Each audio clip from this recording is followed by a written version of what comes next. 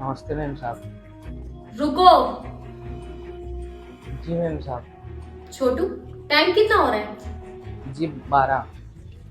और काम पे आने का क्या टाइम है? जी 10। 10। और तुम कितने बजे आ रहे हो? 12 बजे। 2 घंटे कहाँ थे तुम? मैम साहब वो अरे बोलो ना, 2 घंटे कहाँ थे तुम? मैम साहब वो मैं अरे वो क्या? ये घर तुम्हारे बाप का है क्या? जब तुम्हारा मन करेगा तब आओगे और जब मन करेगा तब जाओगे। मैं सुबह से यहाँ पे बैठी हुई हूँ, घर का एक भी काम नहीं हुआ है और महाराज अब आ रहे हैं काम पे। मैम साहब वो इमरजेंसी थी तो मुझे आने में थोड़ी देरी हो गई। अगर इतनी ही इमरजेंसी थी तो घर पे ही रहते ना, यहाँ पे आने की क्या जरूरत थी? मैम साहब बस करो तुम, मैं तुम्हें अभी के अभी काम से निकालती हूँ और तुम ना बाहर जाके ठेला लगाओ। अरे मैम साहब ऐसा मत कीजिए, आज की बात मैं कभी लेट नहीं आऊँगा। अगर तुम कल से टाइम पे नहीं आए ना तो मैं तुम्हें काम से निकाल दूंगी और तुम्हारी जगह कोई और देख लूंगी, समझे तुम? अब जाओ जाके काम करो और मेरे लिए 1 कप चाय लेके आओ।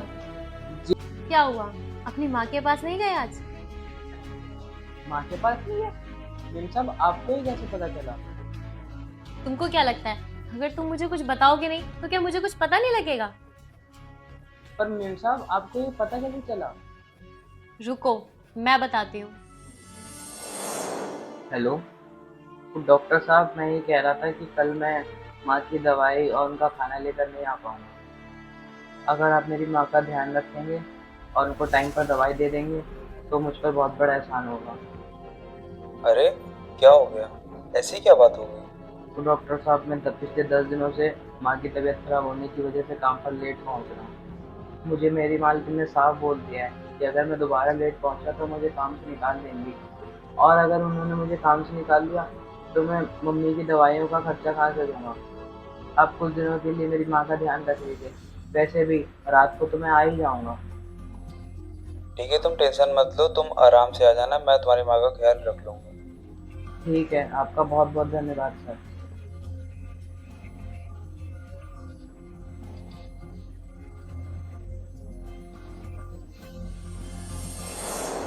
मुझे माफ़ कर देना छोटू, मैंने तुम्हारे साथ बहुत बदतमीजी से बिहेव किया और मुझे एक बार इस बात को समझना चाहिए था कि हो सकता है कि कोई प्रॉब्लम हो इसलिए तुम लेट आ रहे हो।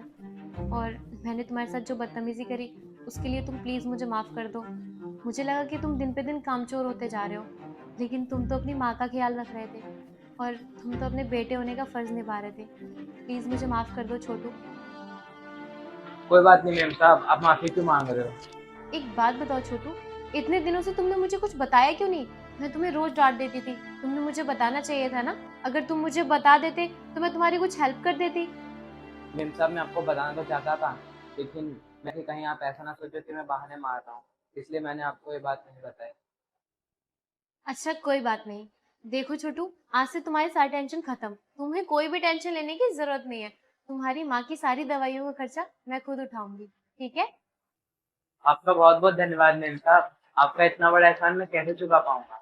अरे इसकी कोई जरूरत नहीं है छोटू, और तुम्हें टेंशन लेने की कोई जरूरत नहीं है। आखिर तुम्हारी माँ भी तो मेरी माँ जैसी है ना। एक काम करो, तुम अब घर जाओ, अपनी माँ का ख्याल रखो। जी मैम साहब।